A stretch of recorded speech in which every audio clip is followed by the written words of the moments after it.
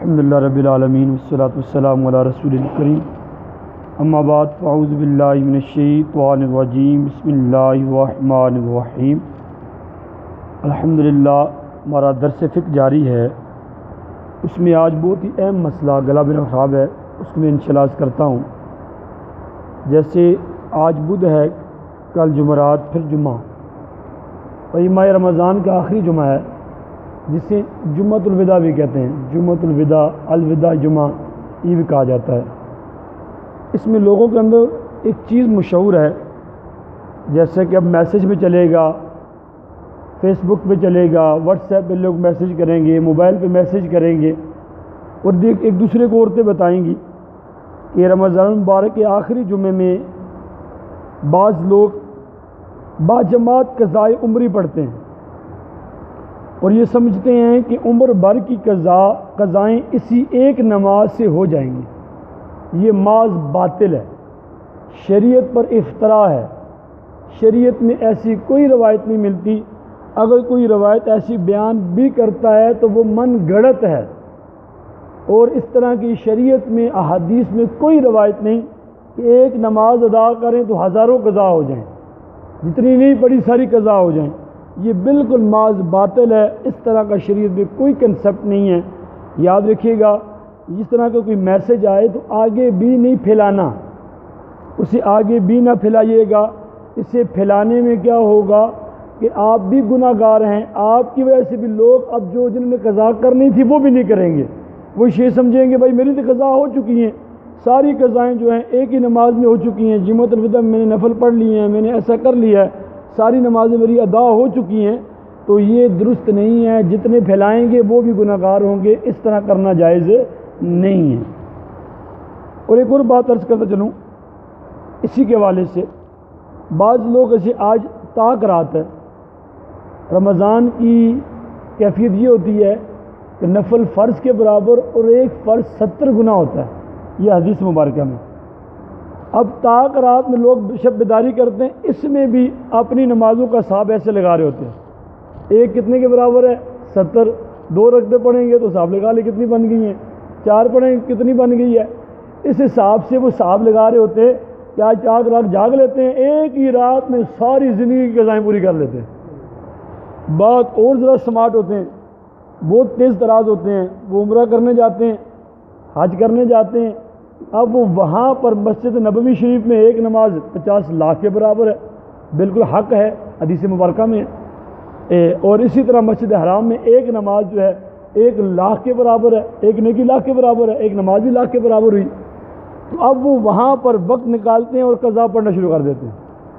اب وہ کہتے ہیں بھائی زندگی میں لاکھ تو قضا ہوئی نہیں، چلو ایک بار 2 نفل پڑھیں گے، 2 رکعت پڑھیں گے، فجر کی ساری کلیئر ہوگی، 4 فرض پڑھیں گے زور کی ساری زندگی کی کلیئر ہوگی، 4 عصر کی پڑھیں گے ساری زندگی کی کلیئر ہوگی، مغرب میں 3 پڑھیں گے ساری زندگی کلیئر، 3 وطر پڑھیں گے ساری زندگی کی کلیئر۔ یہ اپنے آپ کو بڑا سمارٹ سمجھتے ہیں، حالانکہ ایسا بالکل نہیں ہے۔ بے شک وہاں حق بات ہے، حدیث مبارکہ میں ایک کا ثواب لاکھ کے برابر ہے مسجد حرام میں، مسجد نبوی میں ایک کا ثواب 50 لاکھ کے برابر ہے، بے شک ایسا ہی ہے، 50,000 کے برابر ہے، اور مسجد حرام میں 1 لاکھ کے برابر ہے، بے شک حق ہے۔ لیکن ثواب اور چیز ہوتی ہے، اور اس کی جو قضائیں ہوئی ہیں اس کا ادا کرنا اور ہوتا ہے۔ اس کو میں نے پہلی بھی عرض کی تھی، ایک مثال دی تھی، سورہ اخلاص 3 بار پڑھیں تو 1 قرآن پڑھنے کا ثواب ہے، سورہ یاسین 1 بار پڑھیں 10 قرآن پڑھنے کا ثواب ہے۔ اب اس کا مطلب یہ تو نہیں ہے قرآن پڑھے ہی نا، 3 بار سورہ اخلاص پڑھ کے کسی کو کہیں میں نے آپ کو قرآن پاک کا تحفہ دیا، پورا قرآن پڑھ کے دیا، یہ تو جھوٹ ہو جائے گا۔ یہ کہہ سکتے 3 بار میں نے سورہ اخلاص پڑھی ہے، قرآن کا ثواب ملا، میں آپ کو وہ دے رہا ہوں، لیکن اگلا بندہ یہ سمجھ رہا ہے کہ مجھے قرآن پڑھ کے دے رہا ہے، حالانکہ آپ نے 3 بار سورہ اخلاص پڑھی ہے، آپ نے 1 بار سورہ یاسین پڑھی ہے، اور آپ سے کہہ رہے ہیں 10 قرآن میں نے آپ کو سارے ثواب کر رہا ہوں۔ یہ کیا ہے؟ جھوٹ ہے، اس طرح نہیں کر سکتے آپ، بلکہ آپ صراحت کریں میں سورہ یاسین پڑھی ہے، میرا مالک کریم ہے، وہ تو 10 قرآن کا ثواب دے رہا ہے، اسے 10 قرآن کا ثواب پہنچے گا، لیکن آپ یہ نہیں کہہ سکتے۔ اسی طرح میں نے ایک مثال دی تھی کہ ایک بار جو بندہ محبت سے اپنے والدین کے چہرے کو دیکھتا ہے، حدیث پاک میں ہے، اللہ تعالیٰ کے محبوب نے شاہ فرمایا اسے حج مقبول کا ثواب ملتا ہے۔ صحابہ نے عرض کی یا رسول اللہ جو سن میں 100 مرتبہ دیکھے، فرمایا 100 مرتبہ دیکھے گا، واللہ اکبر و اطیب، اللہ بہت بڑا ہے، جو 100 مرتبہ دیکھتا ہے اللہ 100 حجوں کا ثواب عطا کرتا ہے۔ تو پھر بندے کو کیا ضرورت ہے 8 لاکھ 10 لاکھ 12 لاکھ؟ اب تو آج اتنا مہنگا ہو گیا غریب تصور ہی نہیں کر سکتا. 6 7 8 لاکھ جو جمع کرنے والا وہ بھی تصور نہیں کر سکتا. ہر سال جو ہے 2 4 لاکھ بڑھ جاتا ہے. ٹھیک ہے, اب تو حج کوئی نہیں کر پائے گا, کیونکہ پھر وہ کہیں گے یار میں نے تو والدین کو دیکھ لیا ہے, مجھے تو حج مقبول کا ثواب روز مل جاتا ہے, میں تو حج ادا کرنے نہیں جاؤں گا. ثواب اور چیز ہوتی ہے, رکن کو ادا کرنا اور ہوتا ہے. جب حج فرض ہو جائے گا تو حج کرنا لازم ہوگا. وہ کرنا حدیث پاک میں میرے آقا نے فرمایا جس پر حج فرض ہو جائے اور ساری استطاعت وہ رکھے, ساری شرائط پوری ہو جائے, اب وہ حج نہیں کرتا تو ہمیں کوئی پرواہ نہیں ہے وہ یہودیوں کے مرے یا عیسائیوں کے مرے. ذرا غور کریں کتنا سخت حکم ہے.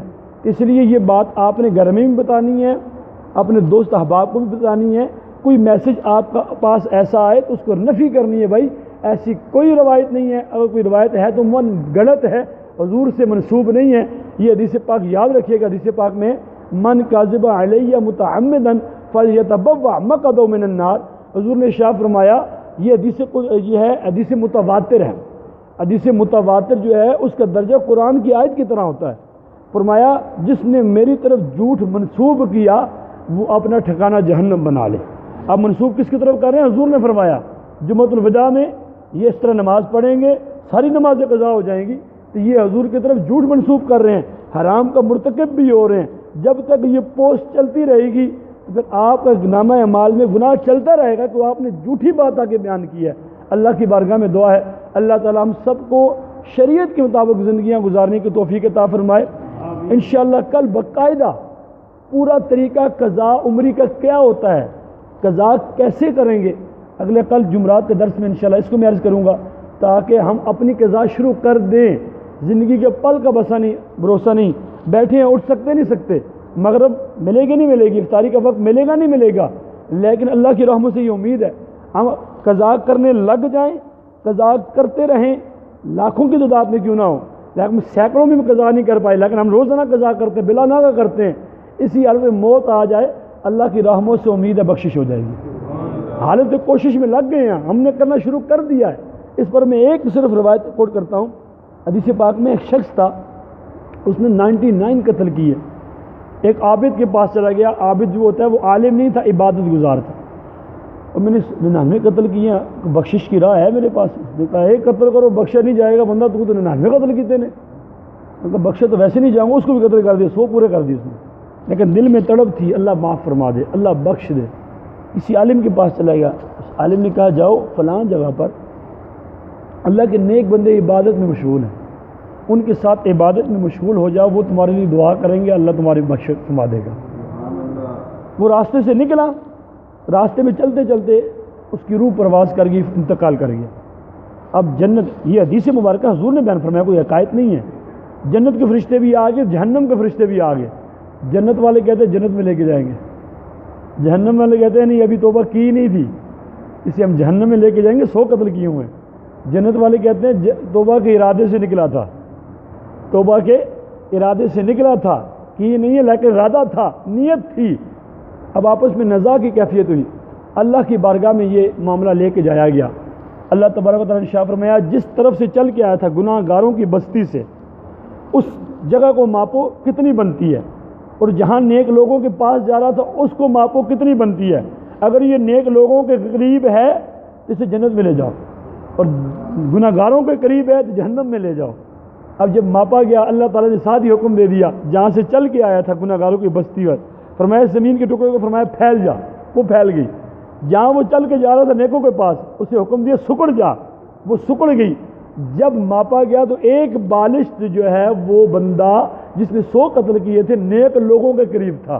حکم ہوا اسے بے حساب بخش بھی دیا گیا, داخل جنت کر دو. ارادہ کرنے سے یہ کیفیت ہو جاتی ہے. تو ہم نے کرنا ہے, صرف ارادہ نہیں کرنا, ہم نے کوشش بھی شروع کر دینی ہے, قضاء عمری کرنا شروع کر دینی ہے. پل کی خبر نہیں ہے, قضاء عمری کرتے کرتے مر جائیں گے تو اللہ کی رحمت سے امید ہے انشاءاللہ اللہ بخشنے والا ہے, کریم ہے. آج کی دعا بھی رات کو یہ ہو سکتا ہے لیلۃ القدر ہو, اس لیلۃ القدر کی دعا جو ہے وہ کثرت سے پڑھا کرے. اللہم انکا تحب, اللہم انکا عفو عفوا, اللہم انکا عفو کریم تحب العفو فاعف عنی. یہ دیکھیں اللہم انکا عفو پڑھیں, کریم تحب العفو فاعف عنی. اس منع یہ ہے اے اللہ تو معاف کرنے والا ہے، تو کرم فرمانے والا ہے، یا اللہ مجھے بھی بخش دے، مجھے بھی معاف فرما دے. یہ آج کی دعا جب جب موقع ملے آپ تصویر لے کے پڑھتے رہیں. اللہ کی رحمت سے امید ہے اللہ تعالیٰ بخشنے والا ہے. جو سنا عمل کرنے کی توفیق عطا فرمائے.